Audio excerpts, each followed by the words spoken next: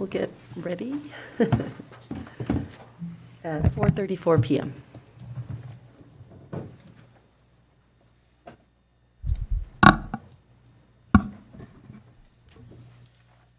Let's start with the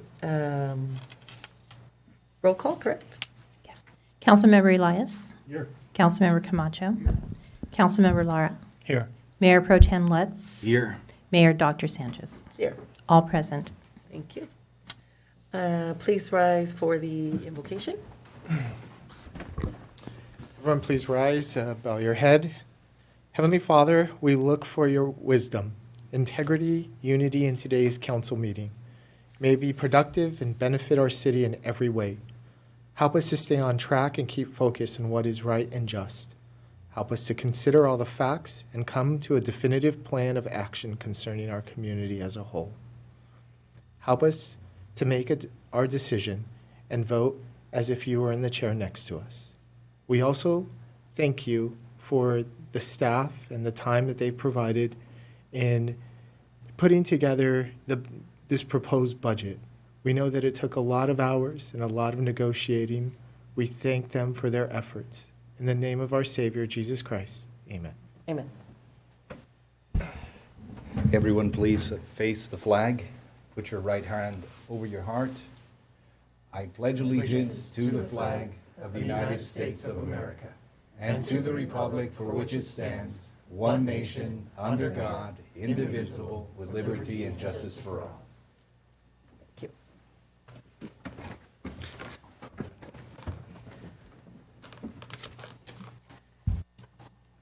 Next, we will go to public comments. Do we have any? None? Okay, thank you. City Manager, do we have any additions or edits to the agenda? None, Mayor. Okay. So the first item we have on the agenda is our fiscal year preliminary budget, proposed budget. I think we are going over to Assistant City Manager, Interim Assistant City Manager. Thank you, Madam Mayor, members of the City Council. Tonight's presentation will be year 2 of the 2-year budget. So we're really going to concentrate on just going over the changes between last year and this year. As you know, last year we really took the time to build these 2 years' budgets from the ground up, the zero-based budget, where every department had the opportunity to really reassess their programming, their service levels, and put in all of the needs that were identified last year and for the next 2 years. First, though, I'd like to thank everybody in the organization and the executive team especially for dedicating so much time and patience with our group as we asked them to go back and sharpen their pencils and try to, put through everything, all of the changes that they have needed from last year to this year.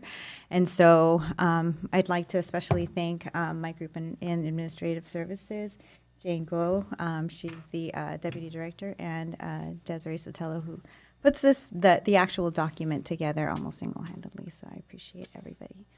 So now moving on to the presentation. Gabe, I think you're going to have to help me with I don't think this clicker is working. Oh, there we go. Okay, so moving on to the presentation. As you recall, last year we adopted for fiscal year 2022 a $45.5 million budget. The second year was approved with a $47 million budget, and so what you'll see before you is comparatives from 22 to 23. First, before we dig into the numbers, I'd like to remind City Council and the members of the community that are watching just the timeline and schedule that is undergone in delivering this 2-year budget. We started in January with presenting the year-end surplus, presenting guidelines, going through the strategic plan. Under the guidance of the city manager, we put through and adopted a strategic plan that's blessed by this council. So we were able to move forward with a clear set of priorities that give us the parameters to establish this budget. In March and April, we gave you mid-year and some preliminary numbers as to where this year is going to end. We presented in May the third quarter review and the 5-year capital improvement plan. And now, as we are entering June, we're having final discussions as to the proposed adjusted budget for 22-23. And this is the first of 3 public meetings. Next week will be a public hearing to open up discussion from the public for the budget that's presented tonight. And then hopefully we will go on to adoption on the 28th. So just as a reminder, the budget development strategy that we use is going through and really take into heart the all of the priorities of the City Council, again, as were adopted through the strategic plan, and giving departments, all members of the organization that are tasked with budget development, 3 key guidelines. One-time money should only be used for one-time costs, live within our existing revenue streams, and try to strive for a sustainable funding to provide for service levels needed in the community. So now finally on to the budget, and we're going to start with the general fund. Most of the discussion is going to be with the general fund, as other special funds are really self-sustaining. So here's a summary of revenues to expenditures. The first set of numbers is what was adopted last year. So again, we have a $45.4 million revenue to expenditure number. We adopted last year a balanced budget. And this year, we're looking to do the same with a little more wiggle room for capital outlay. So in the proposed column, we have total revenues of $51.8 million, to total expenditures of close to $50.7 million. And so that's a swing in revenues of $6.4 million and in expenditures of $5.2. So in the next slide, we'll give explanations for both of those different categories. So just to give you an economic update, as of the latest economic information that we can glean from economists and UCLA, Beacon Economics, and our sales and property tax consultants. Nationally, there is still GDP growth, but it's expected to slow down at the beginning of 2023. Inflation starts to cool down as interest rates continue to go up. The state is faring better at this time than the country as a whole, primarily because of the technology sector, but it's still hurting a little bit in the leisure and hospitality. We see that tourism isn't yet up to pre-pandemic levels. In the Los Angeles area, we see unemployment going down to 4.7% for the month of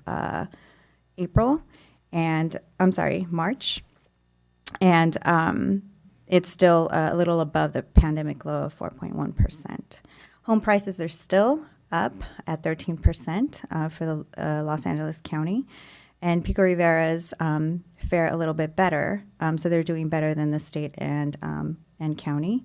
Their median home price is 16.81% higher than the same period for March of 2021. So what does that mean for the city? It means that general fund revenues show moderate growth for this year. We see sales tax continuing to grow. And this year we see a growth of 3.7% due to a steady increase in demand for goods and services. So however, it's expected to decelerate in the next 2 fiscal years. And this is primarily driven by consumer confidence. So consumer confidence shows to be stagnating, not because there is a low unemployment or high unemployment rate or because there is pressure.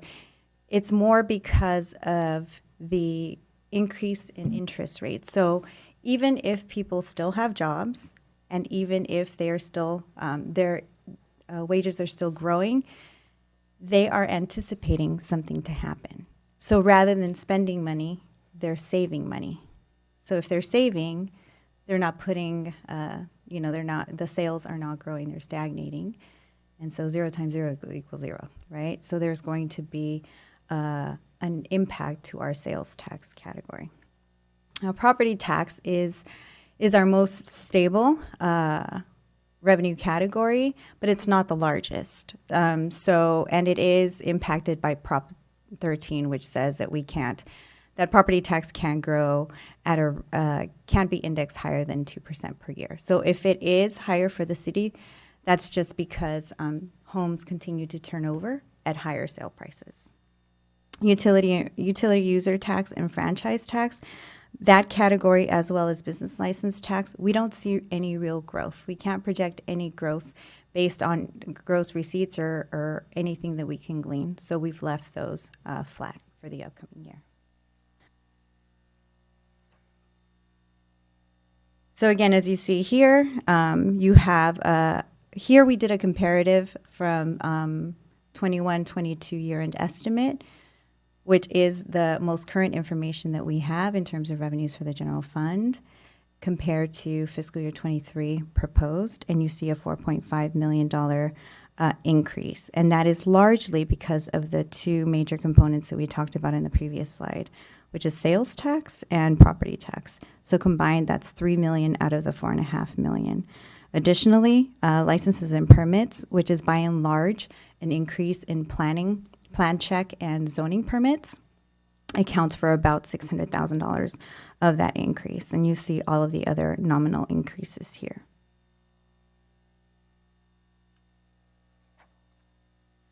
So this is a chart that we put together every year, and it gets a little more and more concerning because sales tax seems to take up more of the pie every year.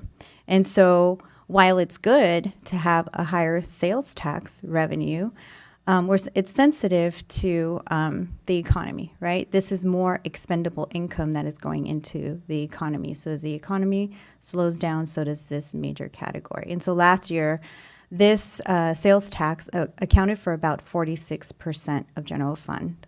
And now it's close to 50% or half of the general fund. So we're keeping an eye on it. That is why it's important for us to explore other revenue categories, any other revenue categories that we deem are sensible to go after, to be able to structure and have more of a balance in our revenue sources. So here's a chart that gives you a more general picture of what our revenue growth has been throughout the years. And you can see it's pretty consistent over the last 3 years. You see the fiscal year 21-22 year-end estimate has a little bit of a bump, but that's not in recurring revenues. That is the ARPA money that we infused into the general fund to support $5 million worth of capital projects that are going to be paid for by ARPA funds. And as you can see, the bottommost layer of the bars represents sales tax, and you can see the ongoing increase in the actuals and the projected for the next year out. So now moving on to expenditures. Last year we adopted $45.4 million in expenditures. Now we're proposing 50.6. So that's a swing of about 5.2 million.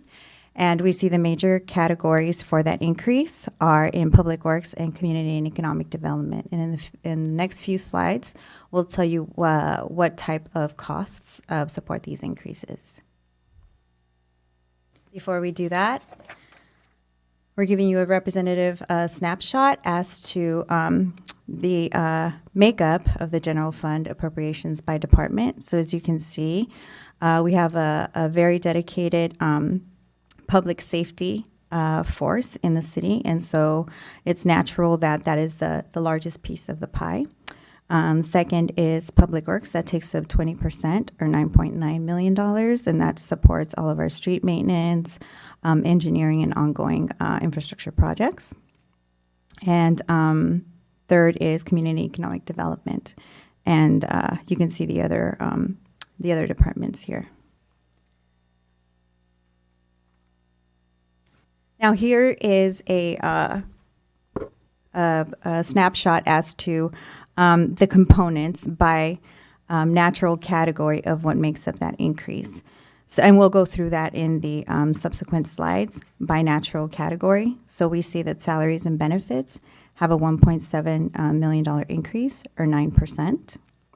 Supply, services, maintenance, and equipment, $2.7 million, or 11%.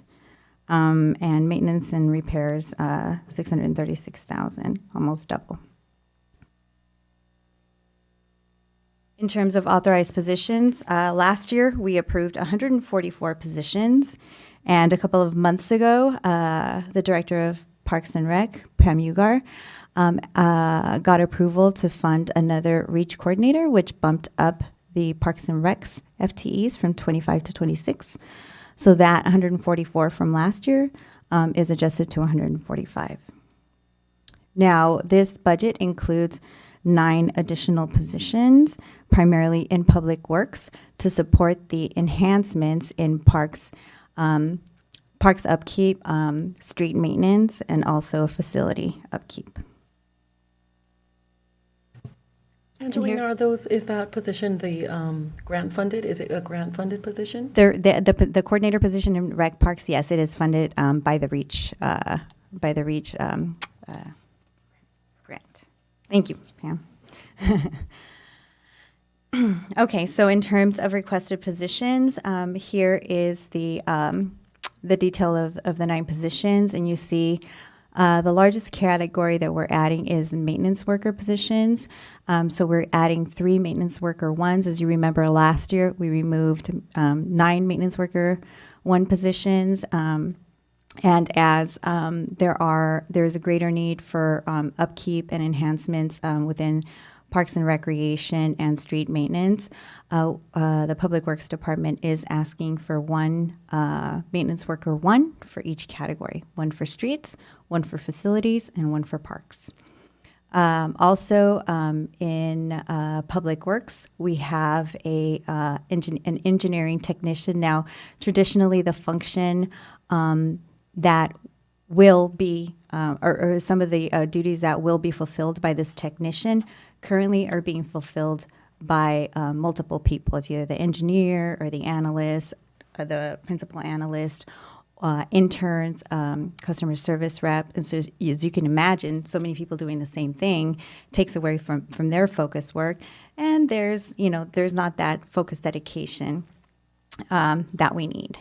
So Public Works is asking for 1 technician, additionally 1 senior analyst. So the Public Works Department probably holds the largest number of contracts and different projects. And so we really need someone to help with the administration of those contracts, of the bidding, of the procurement, of the upkeep, and in turn, all of the administrative and finance paperwork and processes that are needed. So this ensures that you have a dedicated person for that task. Right now, again, it's being split between multiple people in multiple divisions within that department. Also, last year, we had initiated discussions about a utilities manager and instead asked for a deputy director of Public Works.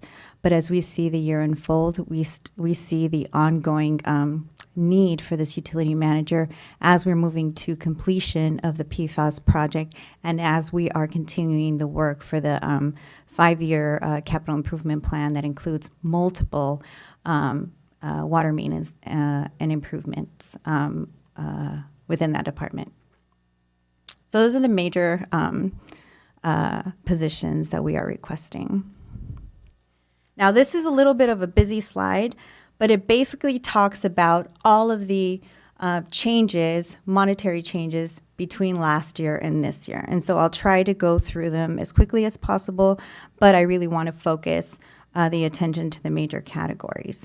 So last year, in terms of salaries and benefits, we adopted $18.8 million.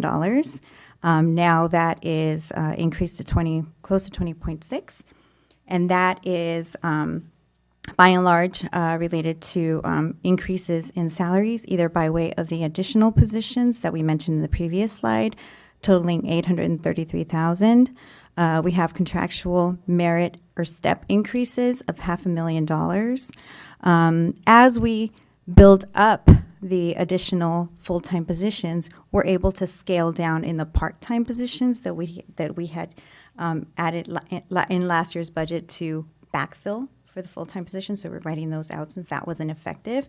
And also, we're having a hard time hiring for those part-time positions. So that's a savings of $213,000. We have an increase in pension costs of $316,000 as we are still trying to close on the pension obligation bonds. We are going to have to make that pension contribution to PERS next year. We have minimal health cost increases of $175,000. We also have a side fund to fund for future retiree health costs. And so that's an increase of $56,000 going into that fund.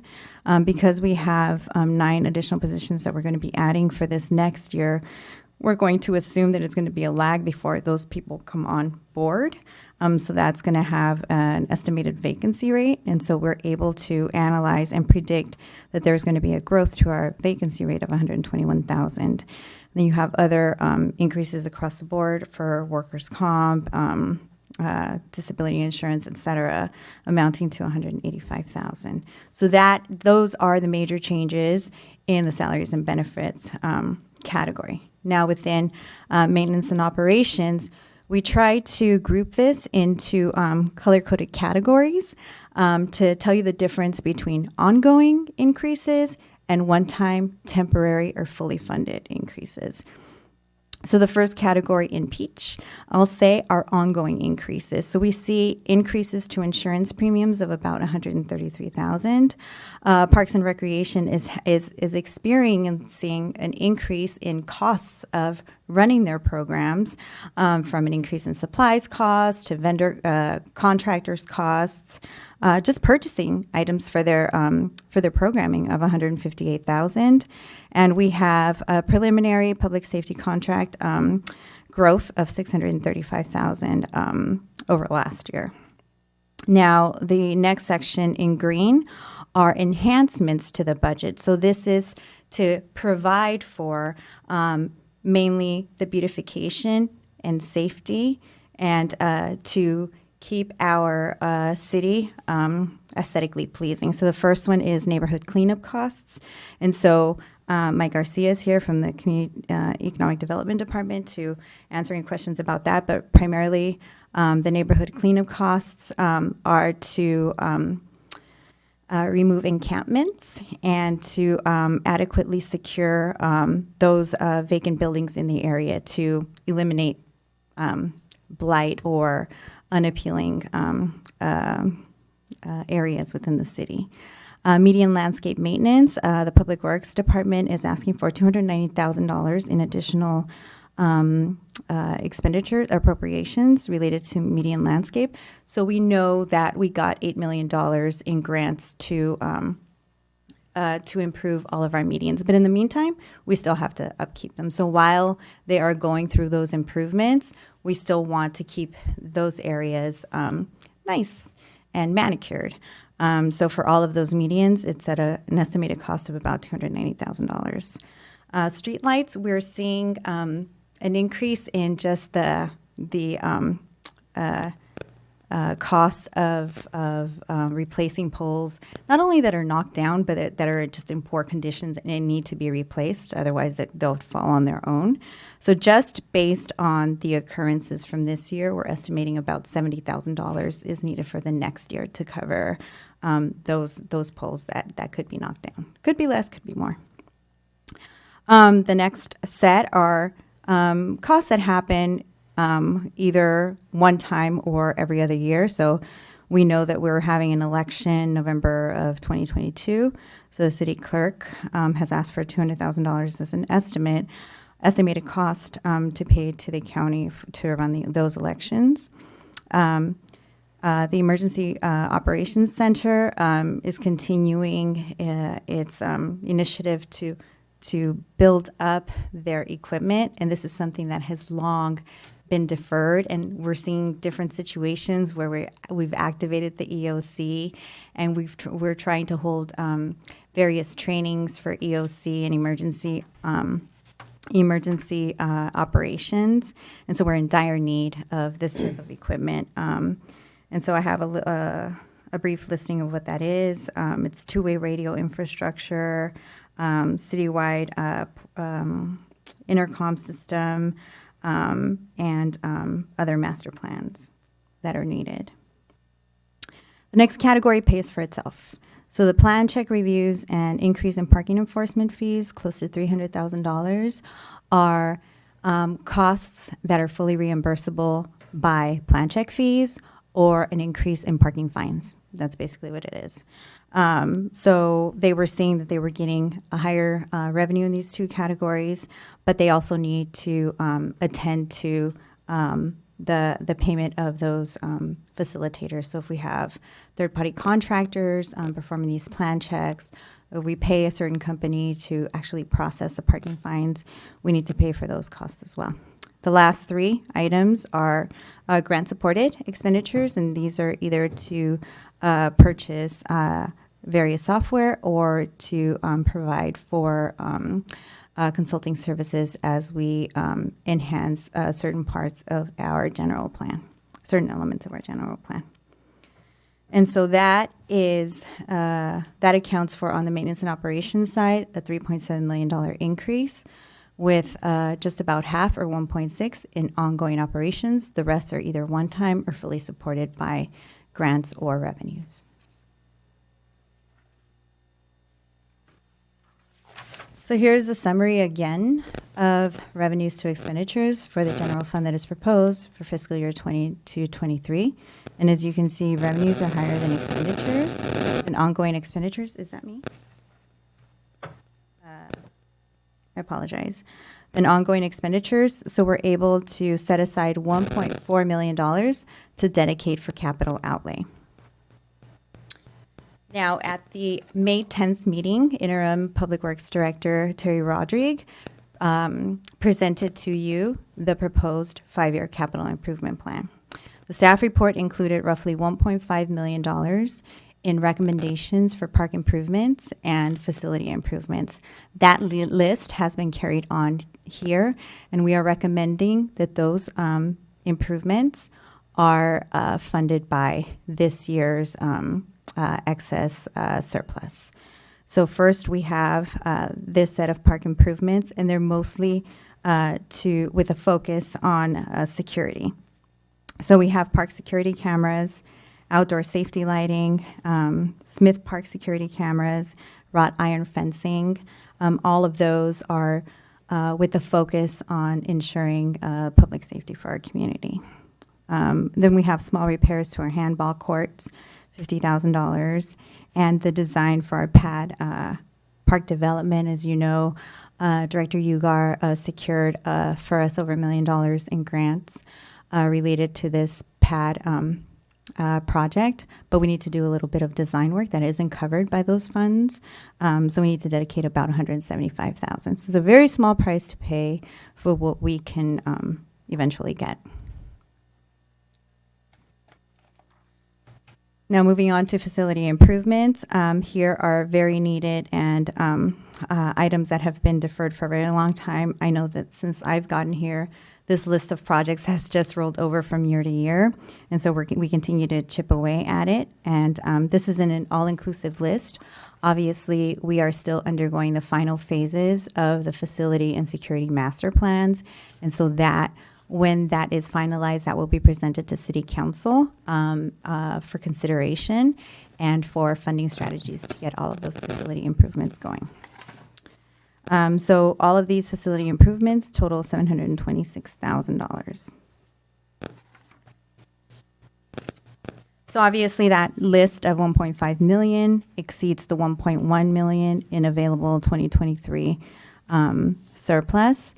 So we know that we still have some remaining surplus that in March, City Council agreed to hold it for other capital improvements. So we have a little over $2.9 million that we can pull from to fund the shortfall of $408,000. So that'll still leave you with $2.5 million for other capital improvements or beautification projects or other enhancements that the city might need. So before we leave the general fund, we still want to point out the exhaustive list that we still need to attend to. So, you know, the Public Works Department a couple of years ago undertook the big task of getting putting through master plans for water, sewer, storm drain, streets, the PMP plan for streets, the GIS plan, et cetera. So all of those are quantified in terms of dollars that are needed to be able to provide those improvements. So this is a list of everything we know of today that is not funded, but again, this does not include facility improvements that are going to result from the Facility and Security Master Plan. Now we're going to touch a little bit on the enterprise funds, and again, these are funds. These are 4 funds that are held by the city that are standalone, whose fees support the ongoing operations of those funds. So it's more of a fee-for-service structure. So we have the Water Authority, the Water Fund, bringing in a little bit over $12.5 million in revenues. Now, we've not adjusted those for any drought measures. If there are very strict water restrictions in the next year, this number might be adjusted down. For expenses, we have a little over $10.7 million and $12.5 million for capital outlay. That was included in the capital improvement plan that was presented in May, and that is in line with the 5-year capital improvement plan and the 15-year water master plan. Next is the Prime Fund, and that is our green utility company. So as you can see, our revenues are higher than last year. We're estimating $20.3 million, and that's primarily due to rate adjustments. We have expenses of $17.4 million with a surplus of $2.9 million. And that almost has our reserve built up to the 50% reserve requirement that is required by policy. The golf course, this is something that is still being worked on. We are still in talks with the management company that services the golf course. The revenues and expenditures right now show a deficit of $500,000. But again, those are very preliminary numbers that will be adjusted by the time we bring it back to you on the 28th. The sports arena also shows a loss for the year, just primarily driven by the delayed payments by the operator right now. But as those payments come in, then those revenues will be adjusted. So that concludes the financial portion of the presentation. Now for next steps. Again, we are going to hold a public hearing with all of the same information on June 14th. We're going to open up the public hearing and continue it to the June 28th meeting. At the June 28th meeting, we'll provide not only the final adjusted numbers with any cleanup items identified between now and then, and we will also provide an updated 5-year forecast once we tie the numbers down a little bit better. And then in July 1st, the fiscal year begins. So the city manager and myself will schedule one-on-ones with each of the city council members to go over in more detail any parts or all parts of the budget that you have questions or suggestions on. So that concludes my presentation. I welcome any questions you might have. Thank you. Any questions for the council? Yes. Uh-huh. I want to thank you for what you provided here. Again, this is a blessing to me because in previous years, there was nothing like this. Thank you. So again, I appreciate that. There were a couple of things. I had a chance to review the budget, and I saw some juggling. And I thought it was healthy juggling adjustments rather than juggling. But there's a concern that I have because it stands out is the enterprise situation, okay, and that loss of $3 million, okay, that really is something that sticks there and significant in terms of the amount there. The other thing that I had noticed was the dramatic reduction in bank service fees. You had a previous of $116,000, and now it's gone down to, what is it, 37,000? How did you do that? So as you remember, we bank with CBC, and so they actually offer a very innovative rebate program where if you hold certain balances, daily balances, then at the end of the month, they will give you credit for that instead of service charges. So it's an additional, I don't know, incentive, or if you will, maybe basis points interest rate, right? Given in another way. I'm going to reserve my comments to my one-on-one, but thank you again very much. Thank you. Thank you. Yes. So we cut positions last year to add positions this year. My question is regarding the median landscape maintenance budget. We're putting that money in Public Works, but I know we've talked about this in our ad hoc committee. Are we entertaining bids from an outside contractor from Mariposa so that it's not Public Works, but an outside contractor that's doing our maintenance for our medians? Yeah, we are. Actually, we'll bring that before council shortly to amend the contract to increase those services from Mariposa. Okay, so if we should go that route, will we still need 200,000 for median landscape maintenance, or 300,000? I believe this is an addition to. This is in addition to, yeah, this is so right now they're in a certain condition, right? Mm-hmm. And they're not being manicured to the standards that the city would like. Yeah, so the Mariposa increase would be for the implementation of Beverly Boulevard work and San Gabriel Parkway. Okay. I think I'm just going to reserve. I do want to make one comment because it's something I'm going to try to do at the end of the meeting. I'm going to suggest that the city voluntarily enters phase 2 of water restrictions, that we voluntarily do it. I know it's something that the governor has asked water agencies to do. I know Pico Water will be voting on this issue in the middle of the month. I think it would be in the best interest of our residents if we follow Pico Water, or at least we go in lockstep so that there's no mixed messaging. And we voluntarily start to message a 20% reduction in water usage. And we start to decrease the number of days in which people can water outside to like 3 days a week, so that our community's on the same page.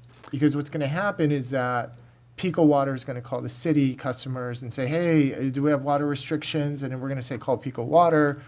And then vice versa is going to happen, right? So we're going to give a mixed message to our community. Despite the fact that our basin is fine for the year, we really don't have to go into water restrictions this year and next year. But I think it would be prudent on us to communicate and discuss with Pico Water so that we're on the same page if they're going to go water restrictions. So I mention that because you might want to start planning in a 20% reduction in potential water usage. That'll work fast. Councilmember will be on next week. Okay. Already reviewed. So I don't have to go for a second. Thanks. Mayor Pro Tem? Thank you, Madam Mayor. I do have a question here. What sticks out in my mind is the monument marker that was somewhat demolished on Whittier and Gregg Road in front of Steak and Stein. So the cost of repairing that, is that factored in under median landscape maintenance of $290 for the upcoming fiscal year?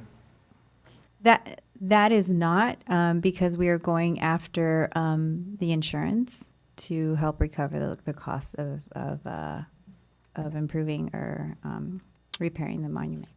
And the other monument markers coming into the city that are the same have solar panels that have been stolen. So the cost of repairing those so they could function with proper lighting, is that under that 290 median landscape maintenance? There's a total of 6, and about 3 of them have stolen solar panels. I don't know that answer off the top of my head, but we'll get you an answer. Assistant, City Manager, can we get those repaired under this budget amount of 290? Yeah, we'll look into it. If it's not allocated this year, we'll bring it back into this budget. Thank you. Yes, Councilmember. Thank you. I just want to piggyback on that question. I do think that if it's not here, we should definitely allocate the proper funding to repair that particular monument.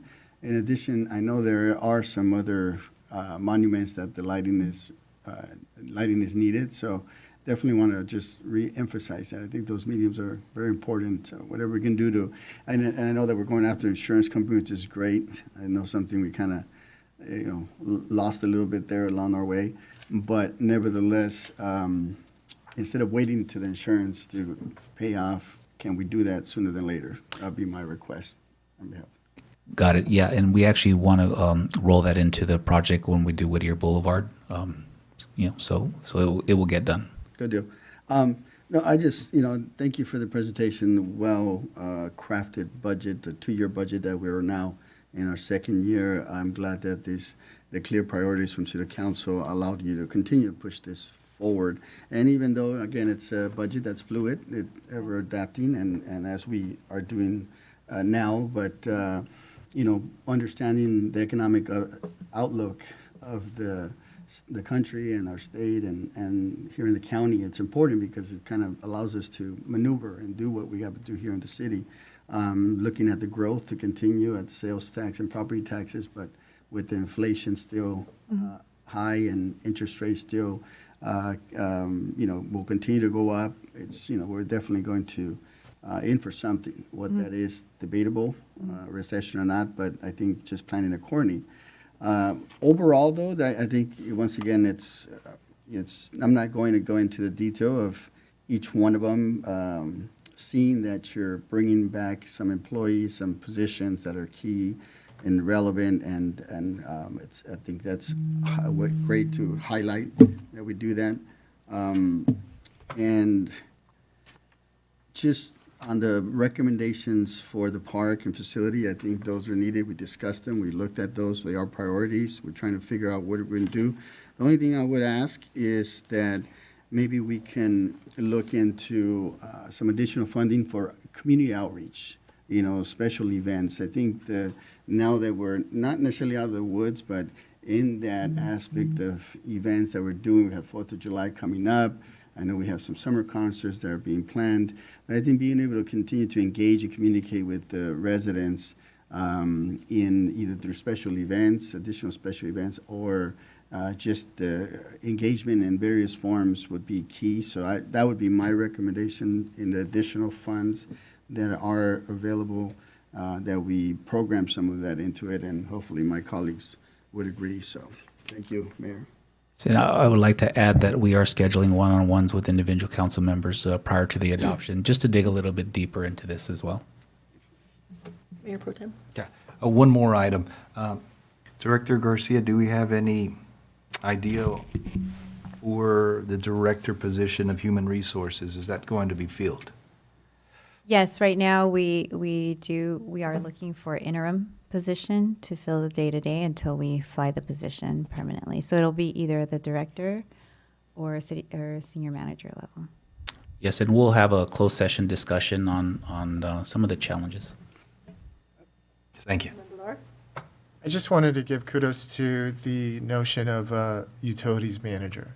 I think there's something there in terms of becoming more efficient, because with Prime and also with our water system, I think having someone overseeing that collectively, there's a lot of projects, and I think there's more revenue there, but revenue that can be reinvested in our community by terms of rebates, whether it's electricity or revenue that can go back in terms of CIP projects for our water system, our sewer system, so on and so forth. So I think that's a good step in the right direction. So thank you. Thank you. Thank you. I just want to also give kudos to the Public Works and Parks and all of the administration that applied for the grants. I know that's very labor intensive, but that helps to give us that wiggle room, right, that we need, and it funds a lot of our important projects and creative projects too that I know the Parks Department's been working on, so I want to give you kudos for that. I did want to piggyback on that in the terms of the form of rebates, if we could provide some type of support. I know we can't do it exactly through the bill that we charge for our water bill, but if we can create some type of program for low income or seniors as the water rate goes up, as electricity goes up, if there's a way that we can work in a type of rebate program that could help alleviate the lowest income seniors, those categories that are at risk. Definitely, we'll look into that. One of the other things, and I'll be briefing council next week on the governor's budget, he has allocated a significant amount of dollars for utility assistance and also other categories. We'll actively pursue those assistant dollars. We were very successful in helping our residents with other state funds on utility assistance, so we'll continue to do that. Thank you. Thank you. This is receive and file, Yes. so we'll see you again. Yes. Let's go on to our next agenda item, Good the motion. business license tax ordinance update. Motion to receive and file. Mayor, motion to receive and file? Oh, do we have a motion to receive and file? I'd like to make a motion that we receive and file. Okay, I second. okay. Do we need a vote? No. Yes, okay, all in favor? Aye. Aye. We'll get Councilmember Camacho when he returns. Yeah, he gave the thumbs up. Okay, he gave the aye vote with the thumb. Okay, let's move on to the next agenda item. Thank you, Mayor. At this time, I'm going to turn it over to Angelina. But as you've seen in one of the charts, you've seen a representation of where our dollars come from, majority being sales tax. One of the strategies we are implementing is to look at how we can diversify those categories a little bit more, and business license is the next subject that we're going to talk about. The old adage, don't put all your eggs in one basket, does apply here, and so this is our attempt to diversify that base, and we'll be looking for direction after the presentation. Thank you, Mr. City Manager. So we're going to continue, our budget discussion. This, like the city manager mentioned, is to look at, turn over every rock and try to diversify our general fund tax revenue base. And this is with the focus on fiscal sustainability, also with a focus on infrastructure and economic development. So as you'll note, as we were formulating the strategic plan for the city that we just adopted, all of the members of this room took a hard look at all of the different priorities that we had in front of us that were to be presented to City Council and subsequently adopted by City Council, and really looking at what that means, how we were going to take them back to our departments and actually act on those, right? Fiscal sustainability would be administrative services under the direction of the city manager. Infrastructure, we know that we have a $12 million need per year to fix our streets. And we also want to beautify the city. And what better way than to have smooth streets and sidewalks to drive and walk on. So that kind of spurred this conversation as to where do we start? What is the most sensible starting point for us to look at? This presentation is going to be a joint effort between myself and Eric Myers from HDL Companies, who performed the study that you have in front of you and is going to be helping me present some of the different strategies that we're asking council to consider. So again, we looked at the strategic priorities and goals, focusing on fiscal sustainability, economic development, and land use. As you can see, there's a big drive to facilitate public infrastructure improvements that enhance safety, accessibility, and mobility. Infrastructure, we just want to upkeep our infrastructure. We don't want to further delay or defer any costs of repairing our streets or keeping them within a certain PCI, pavement condition index. Ideally, we'd want to have that PCI at around 67%, as was presented to you by Interim Director Rodrigue back in August of 2021. But we need $12 million a year to get us there. Now, of that $12 million, about $6 million comes by way of local funds through Metro, through their various gas and street taxes, I should say. But we have a $6 million gap. So we know that none of these are, is a quick fix, but we want to start here to see if this could, help fund for infrastructure improvement. So just to talk a little bit about the current business license tax, when we started this work, we did our digging. We went through a historical exercise to see just when was the last time that business license tax was changed, modified, higher, lower. And we saw that the last ordinance was implemented and rolled into our municipal code in 1967. The fee structure is set based on the business type, and it sets a flat dollar threshold on some businesses. And back in 1967, that threshold was $10, and it's never been changed since. So in today's dollars, that $10 would be $77.84. The current structure is not reflective of the businesses that comprise it. We have a very diverse business community. But it's all mixed, coupled together. We have retailers with gardeners, with physicians, with big industrial warehouses. And so when you have that, you have, a masking of the different contributions and different impacts that impact the city in different ways.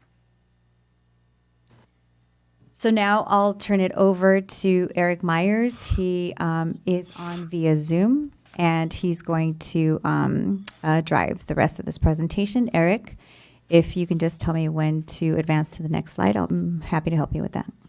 Will do. Thank you very much. And thank you, Mayor and members of the council, for giving me this opportunity this evening.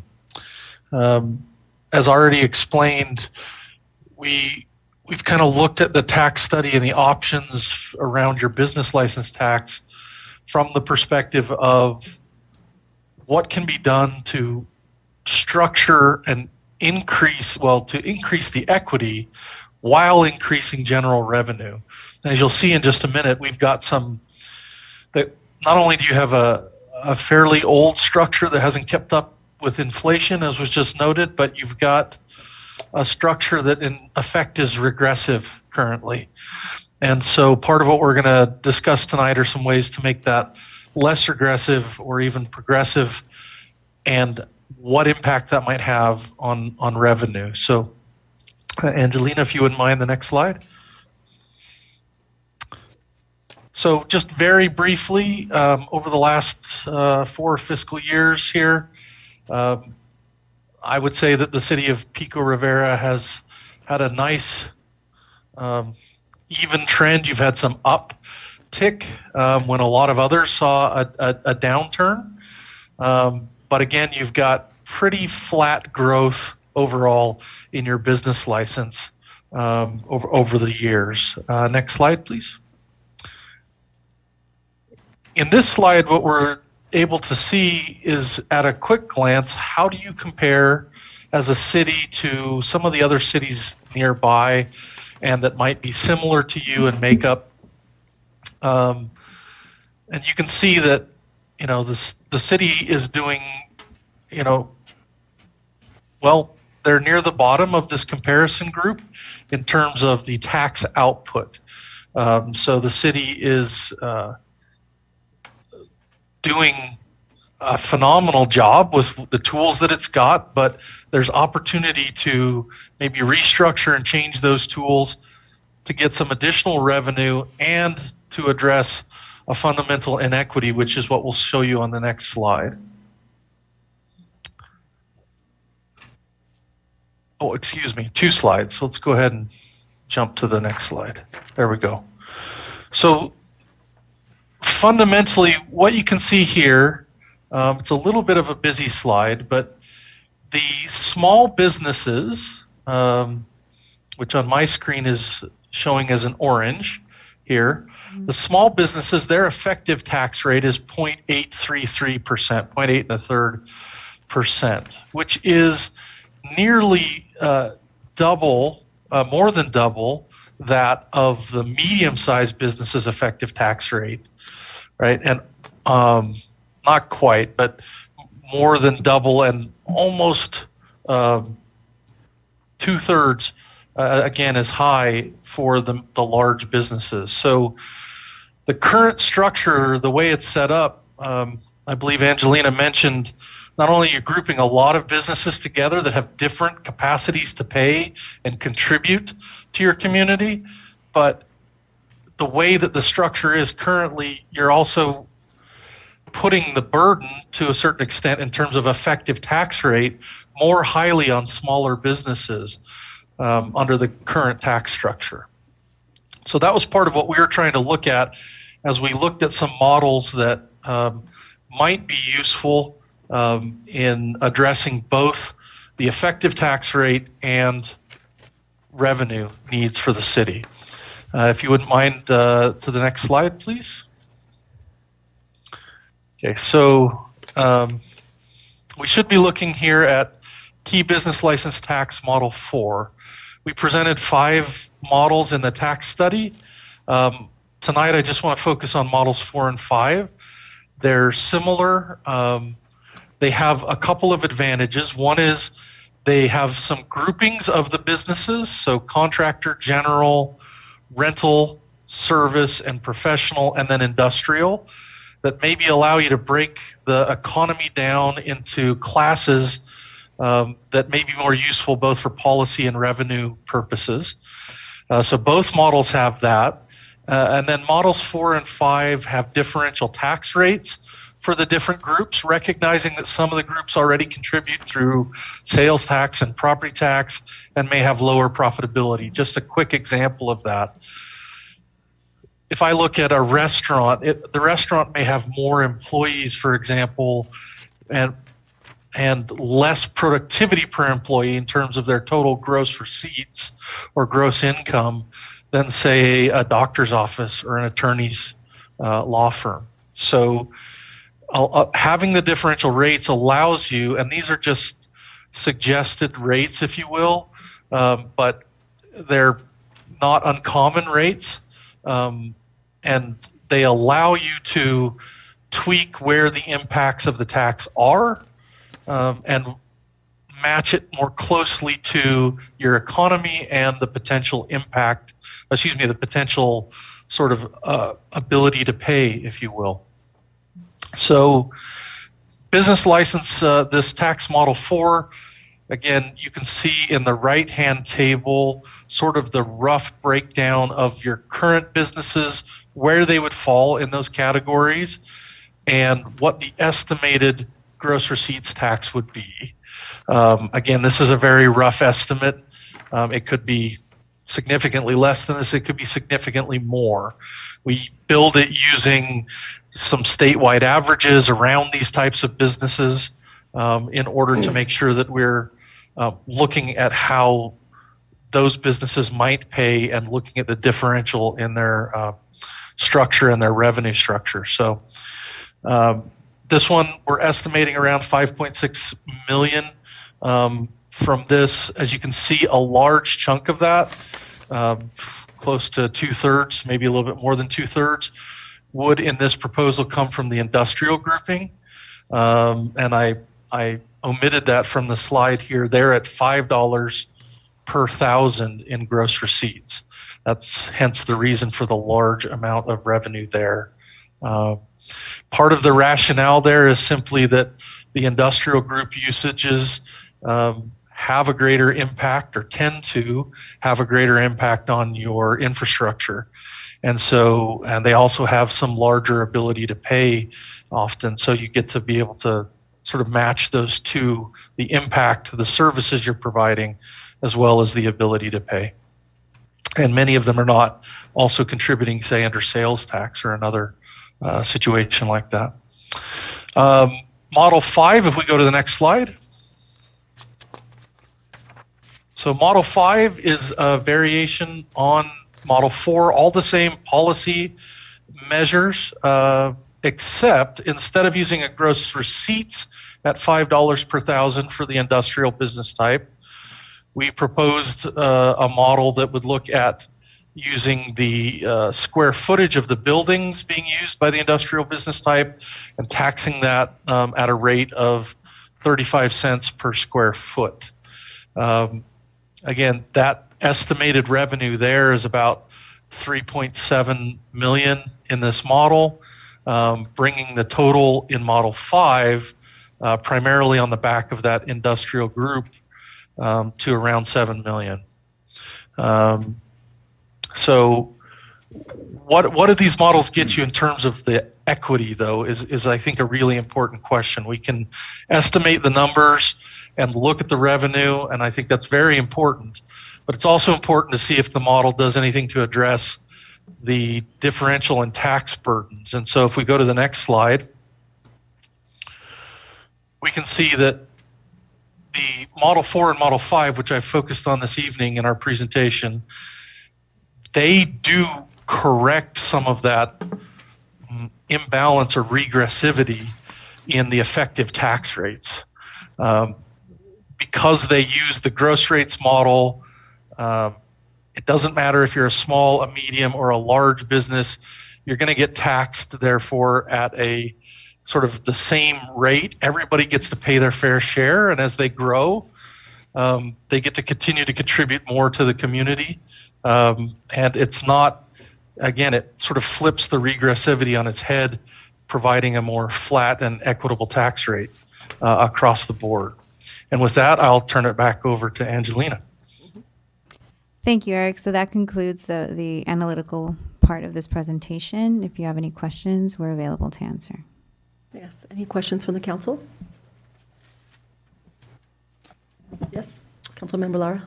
Yeah, so my only concern about taking this to voters is that where does the surplus go? This is my opinion, if you're going to ask voters to approve a tax in our city, I don't think it's going to pass. Okay. However, if you were to say that you wanted to increase or impose this tax and all the excess revenue goes into our roads, you make it specific in terms of projects, okay? I think the public would vote for that. So I don't think they're going to vote for just a blank check to the city, right? Because they're going to think, oh, more street festivals, more positions, more salary increases, so on and so forth, right? But if you connect the money to something, this community, I think, will vote for it. That's my 2 cents on this. Yeah, and I think that is the intent, and also, again, I know this is a tax not on the residents per se, but on the business community. So, but yes, I think your point is well taken. Councilmember Mayor Pro Tem? Thank you, Madam Mayor. I really do appreciate the research that you did on this because, frankly, we're always talking about spending money all the time, and now this here is an opportunity to generate more revenue for the residents. And just like my colleague, Councilmember Lara said, putting this on the ballot with a specific description that gives a visual will encourage the voters to look forward to that opportunity for that money to come in. Specifically, Model 5, I think, would be probably best suited. And in a nutshell, what it means is a small businesses wouldn't have the burden of the majority of the business license tax. It would now be evenly distributed amongst the larger businesses, the warehousing businesses that have been paying an amount that may be a lot lower. What is it, around average 3% compared to the 8% for the small businesses?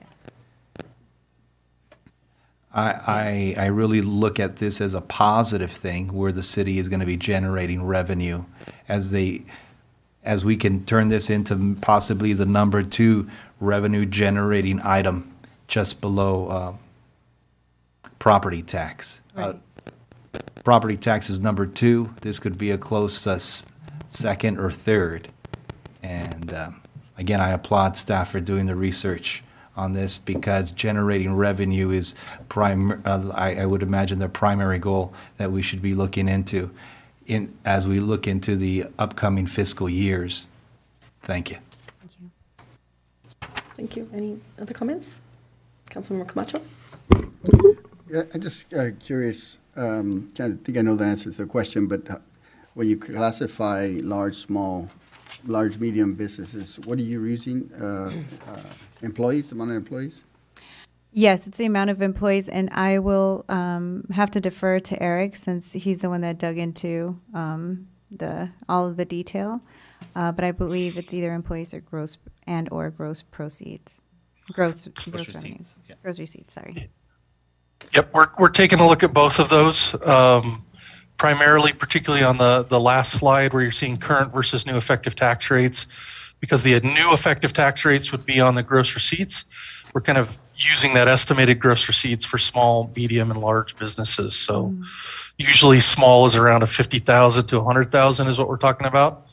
And then we usually are looking at around mid six figures for a medium business and low seven figures for a large business.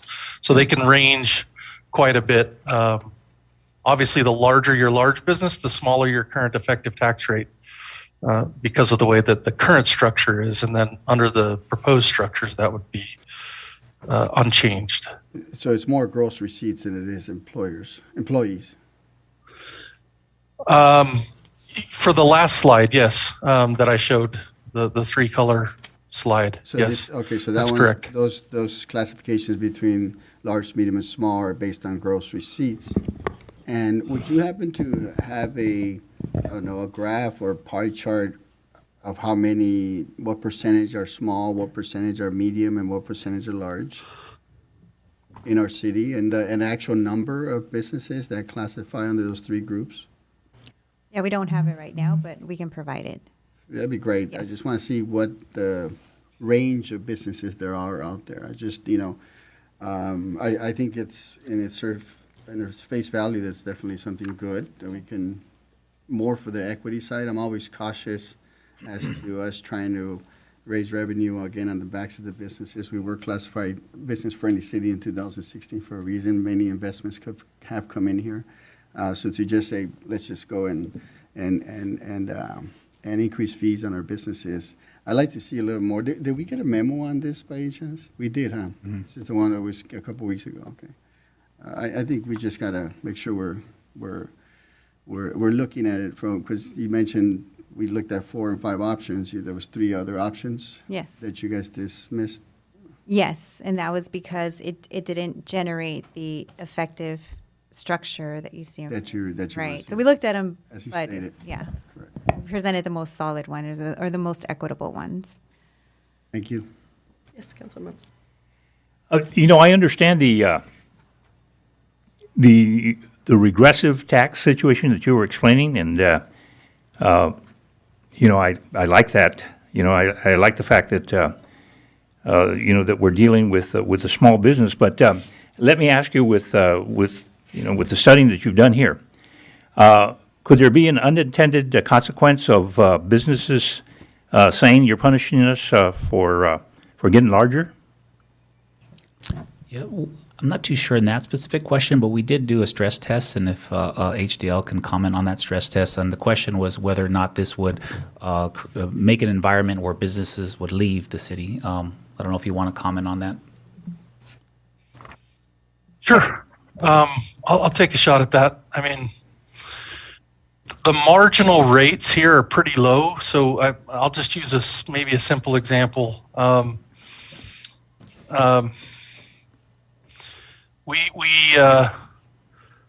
If you go to a Best Buy in and around you here, or maybe one in Beverly Hills, the television is going to be roughly the same, even though the tax rates are significantly different, right? These marginal rates are small enough that in many cases you're not going to, it won't factor into the business decision making, right? We're talking about $1 per thousand or even $5 per $1,000, right? What you may see, however, is in the absolute change in the amount that someone owes in taxes, that starts to make them think about, where can I, am I going to relocate? Is this still a place where I would like to be? And really, it's a policy decision. It's a tough one that I think a lot of cities are facing right now in California, which is they've had historically low business license taxes. And the question is now, hey, how can we help fund services and infrastructure that are desperately needed in many cases? While the city's watching its belt, I listened to the budget presentation, and the city's tightening its own belt and saying, hey, how can we have the business community help contribute here? They benefit from our market, they benefit from your infrastructure, and so the question then becomes, is it still a reasonable investment for them in their particular situation? So these rates are, not particularly aggressive, with the exception of the $5 industrial in Model 4. And that's certainly something that's open for discussion. These are sort of to give you an idea of what the impacts might be on the revenue side.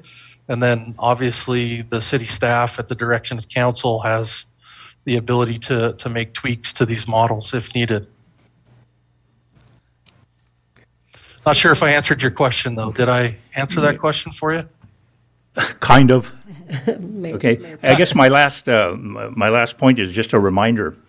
The last ballot we had, we put a tax, we tried to put a tax on hotels. Okay? Failed. No residents affected or anything else, but the fact that it said tax, got it to a loser. Thank you. Mayor Pro Tem? Thank you, Madam Mayor. So I wanted to ask you, Director Garcia, are we looking to select a model and direct staff to do polling services from a qualified firm?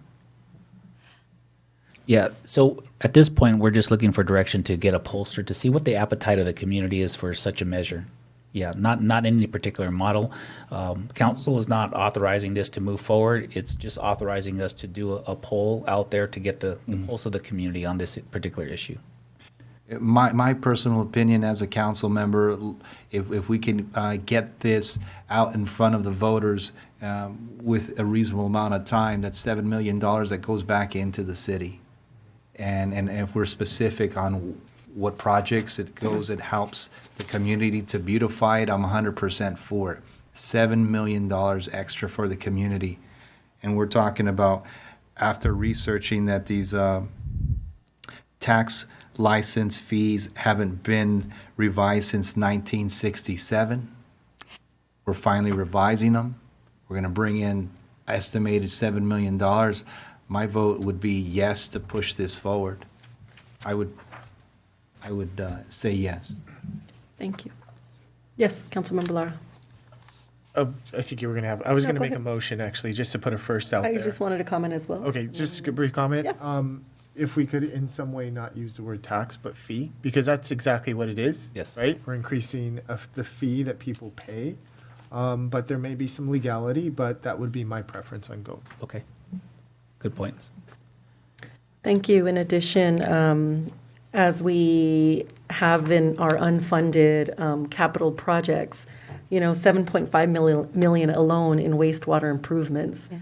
So if we could use in the language similar to Councilmember Lara's recommendation, in the language of the narrative, say, this is what could go toward our unfunded capital project needs, which exceeds 133 million. So that way they know that we're not just keeping a surplus and wasting it, but we still have these projects that make sense.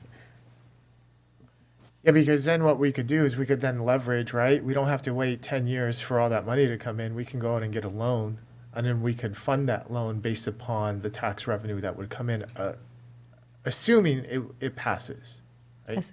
Yes, and it would fund for ongoing, it would help us better plan for our 5 and 10-year capital improvement plan. So we wouldn't have to wait, meaning we won't have to Exactly. wait 10 years for all that money to come in to chase that 36 million, right? Yes. You could do a large lump sum, but fund that out throughout the years based upon the increased tax revenue so that we improve our roads tomorrow and not 20 years from now. Yes, we have a dedicated funding source for the capital outlay.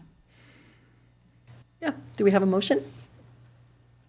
Yeah, so I'd like to make a motion that we direct the city manager to acquire polling services from a qualified firm to research and test the public opinion about a business license fee restructuring measure for the inclusion in the November 2024 ballot.